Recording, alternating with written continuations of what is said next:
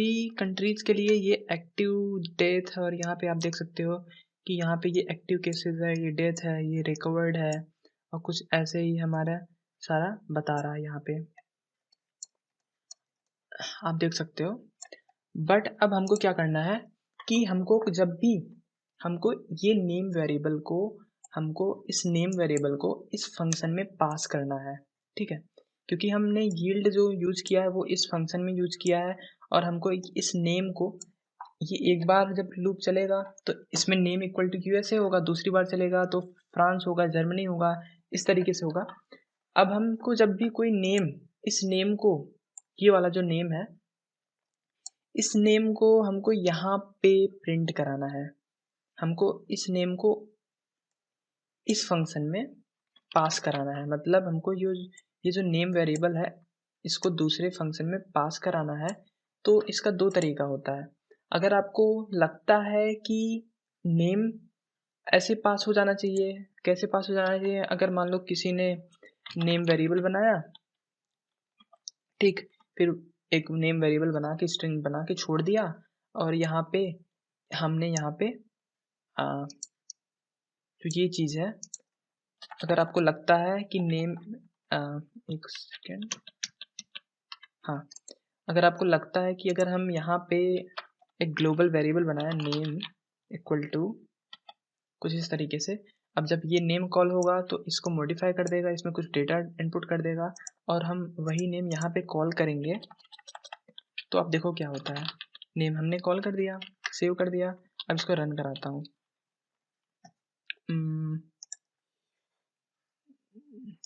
Name यहाँ पे लिखना पड़ेगा ग्लोबल नेम।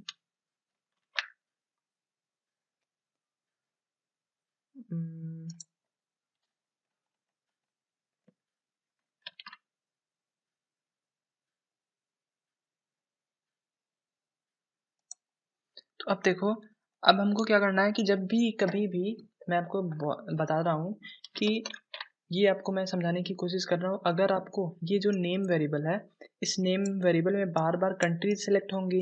अब हम क्या कहना चाहते हैं, हम करना क्या चाहते हैं इसमें, हम ये करना चाहते हैं कि ये जो नेम है, ठीक, ये जो नेम है ये इस फंक्शन के अंडर में है, ठीक, ये जो नेम है ये इस फंक्शन के अंडर में है और यहाँ पे जो नेम है वो दूसरे फंक्शन में है, ठीक है, वो दूसरे फंक्शन में है। यहाँ पे ये वाला जो नेम है वो पार्स फंक्शन के अंदर में है। अब हम क्या करते हैं कि किसी भी फंक्शन से कोई भी वेरिएबल, कोई भी मेटा डेटा, कोई भी मेटा वेरिएबल, कुछ भी बोल लो, जो भी अगर हमको पास कराना हो किसी दूसरे फंक्शन के अंदर, तो हम क्या करेंगे वो मैं बता रहा हूँ, ठीक। अब हमको सिंपली क्या करना होगा, अब उसके बाद हमको क्या करना पड़ेगा मैं बताता हूँ।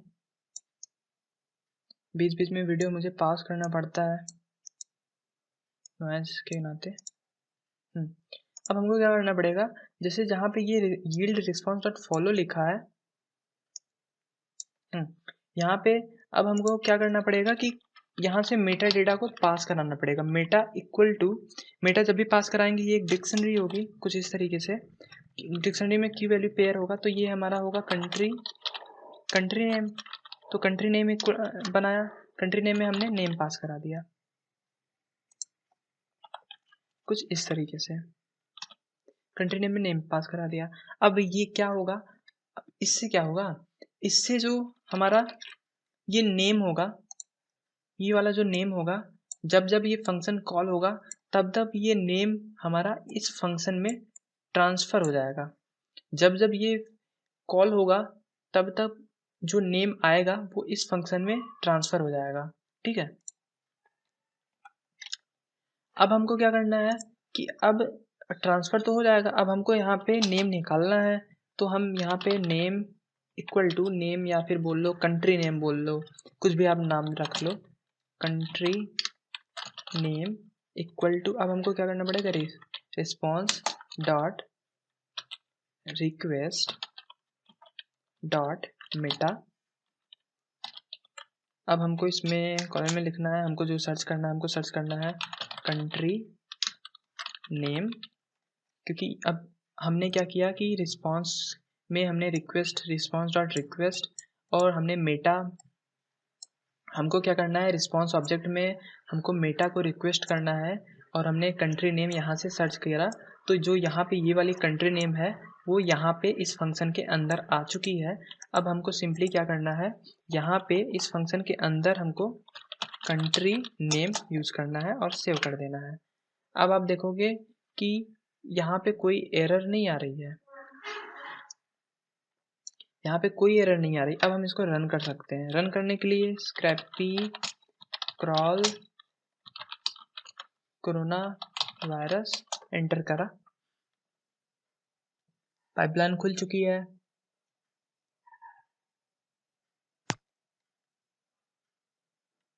अब आप देखो, मैं इसको यहीं पे रोक देता हूँ।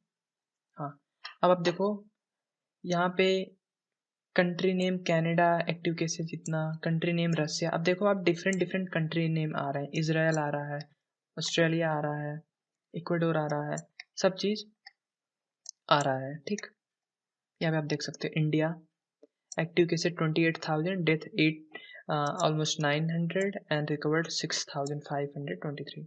ठीक, किस इस तरीके से मेटा डेटा पास कराने का क्या मतलब हुआ, एक बार मैं फिर से बताता हूँ। मेटा एक्चुअली क्या हुआ, हमने इस फंक्शन में हमने नेम बनाया, ठीक है, नेम बनाया और उसी फंक्शन में यूआरएल को फॉलो किया, यूआरएल को फॉलो किया और साथ में हमने इस फंक्शन को कॉल किया। अब हमने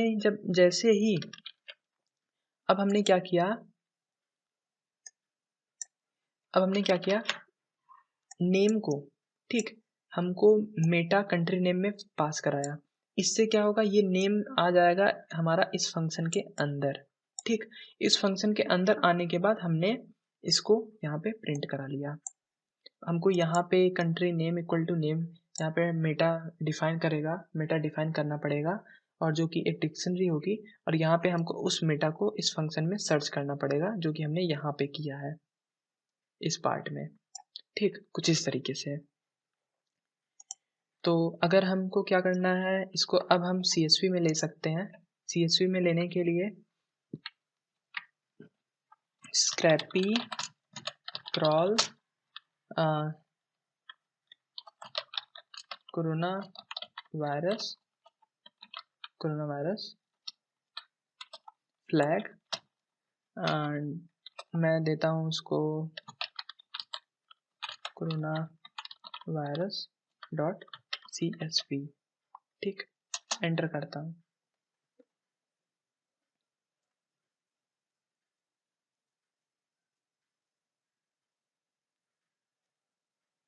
अभी हमको ये काउंट करना है कि कितनी कंट्रीज से हमें लिंक प्रोवाइड हुआ, कितनी कंट्रीज की डिटेल्स हमारे पास आई हैं।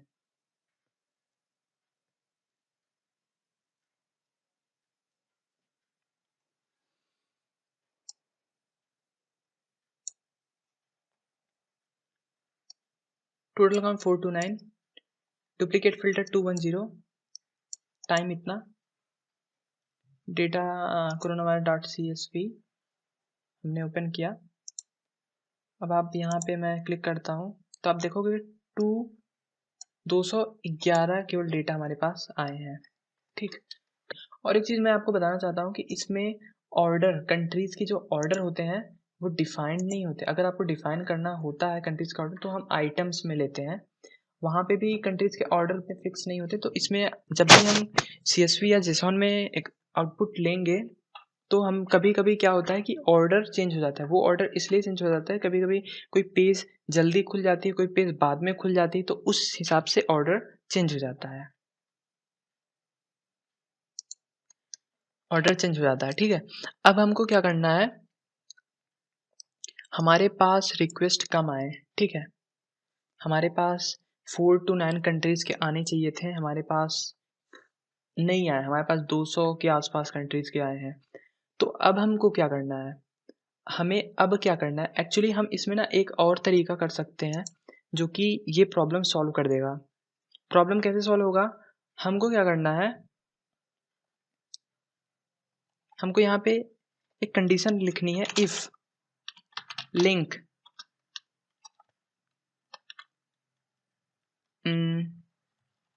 जो हमारा इफ लिंक और इसको अंदर कर दिया, ठीक। और यहाँ पे एब्सोल्यूट यूआरएल मैंने अगर कमेंट आउट किया हो,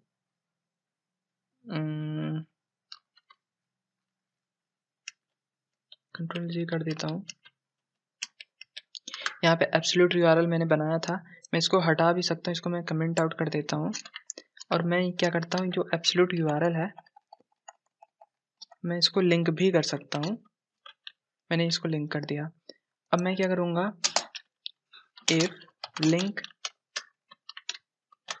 अगर लिंक नल होगी ना तो ये फंक्शन नहीं चलेगा, और लिंक नल नहीं होगी तो ये फंक्शन चलेगा।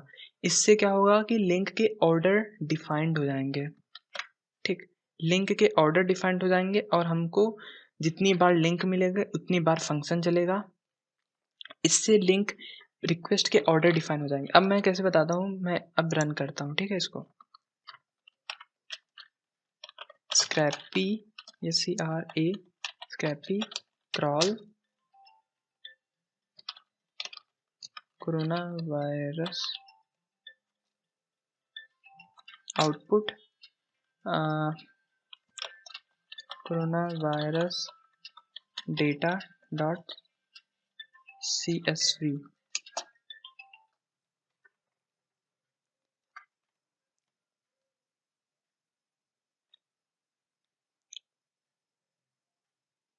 अब हमको देखना है कि अब हमें रिक्वेस्ट कितने मिलते हैं, रिस्पॉन्स कितने मिलते हैं। हमने CSV बनाया था,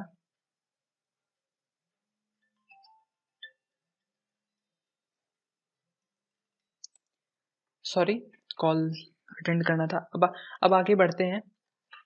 अब हमने क्या किया कि लिंक को ऑर्डर में डालने के लिए हमने यहाँ पे एक कंडीशन लगा दी कि इफ लिंक, अगर लिंक नल होगा, अगर लिंक नहीं होगी तो फंक्शन उस कंट्री के लिए जाएगा ही नहीं, और अगर लिंक आ गई तो ही वो आगे बढ़ेगा, ठीक है। ऐसा हमने इसमें कंडीशन डाल दिया। अब हम इसको रन करते हैं।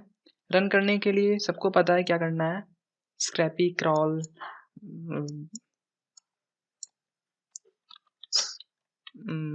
थोड़ा सा Scrapy crawl corona virus output, हमको मान लो डेटा डॉट, हमको CSV में लेना है ना। अब हम देखेंगे कि हमें कितने डेटा मिलते हैं।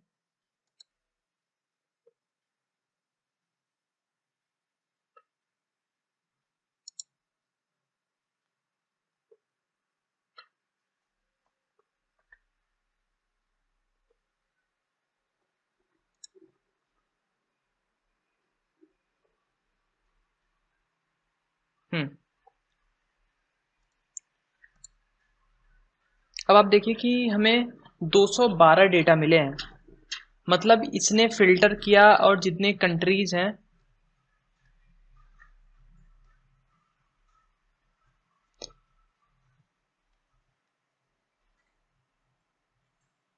इसने फिल्टर किया और जितनी कंट्रीज थी हमको उससे डेटा निकाल के हमको दे दिया गया। तो वही चीज़ अब हम ऐसे कर सकते हैं, और दूसरी चीज़ हम कर सकते हैं जेसॉन में निकाल सकते हैं। तो आगे मैं बताऊंगा। हाँ देयर, हमने डेटा एक्सट्रैक्ट किया। अब आप देख सकते हैं कि हमारे पास 211 कंट्रीज सेलेक्ट हुई हैं, ठीक है, 211। बट क्या आपको पता है कि हमारा लूप कितनी बार चला था? हमारा लूप चला था 420 बार। कैसे, मैं आपको दिखाता हूँ। यहाँ पे देखिए मैंने लूप चलाया था TDA पे, और TDA पे आप देख सकते हो कि 420 है। तो कंट्रीज भी 420 हैं क्या? ऐसा नहीं है, 420 कंट्री नहीं है। एक्चुअली मैं इसमें थोड़ा कंफ्यूज हो गया था, मुझे लगा कि इतनी कंट्रीज आनी चाहिए, बट एक्चुअली 420 कंट्रीज ही नहीं है। एक्चुअली ये क्या सिलेक्ट कर रहा है मैं आपको बता रहा हूँ, ठीक है। मैंने अगर मैं इस पे जाऊँ, एकदम पेज के नीचे जाऊँ, मैं आपको दिखाऊँ,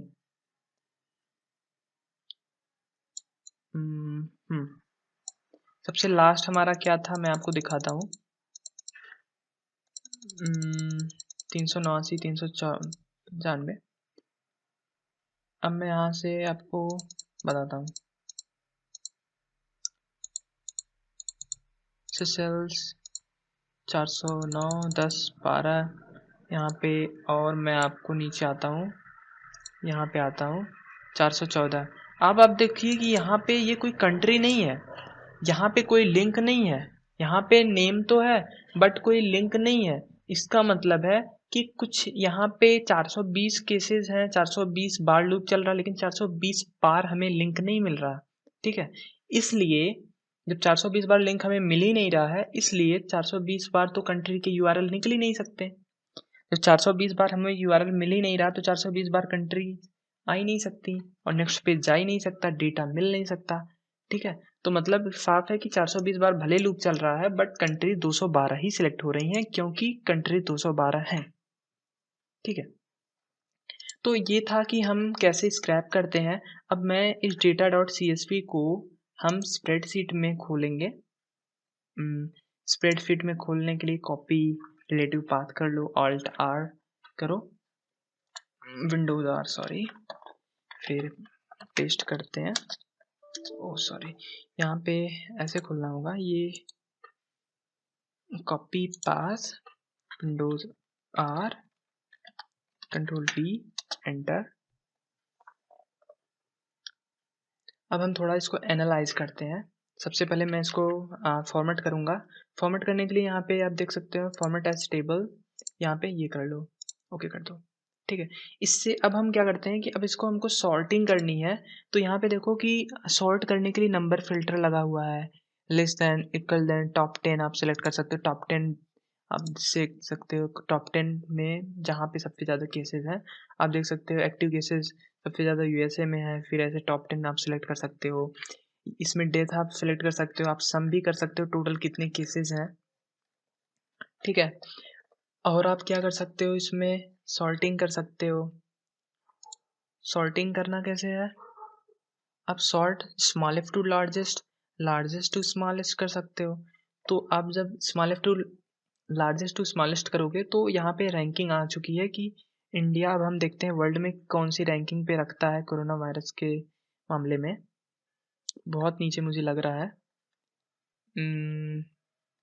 22,000, 28,000, ये 17वें रैंक पे है। इंडिया अपना 17वें रैंक पे है, और पहले रैंक में यूएसए है, फिर दूसरे पे स्पेन है, फिर इटली है, फिर फ्रांस है, जर्मनी है, रसिया 10वें नंबर पे है। कुछ इस तरीके से हम स्प्रेडशीट को विजुलाइज कर सकते हैं। स्क्रैपिंग हम इसलिए करते हैं ताकि डेटा निकाल सकें, उसको विजुलाइज कर सकें, एनालाइज कर सकें। तो ये था स्क्रैपिंग। अब अगले वीडियो में मैं और डिटेल में बताऊंगा, पाइपलाइन के बारे में बताऊंगा, दूसरे वेबसाइट को स्क्रैप करके बताऊंगा कुछ इस तरीके से। तब तक के लिए धन्यवाद, थैंक यू। और एक चीज़ और जो सब कहते हैं कि शेयर, सब्सक्राइब, लाइक,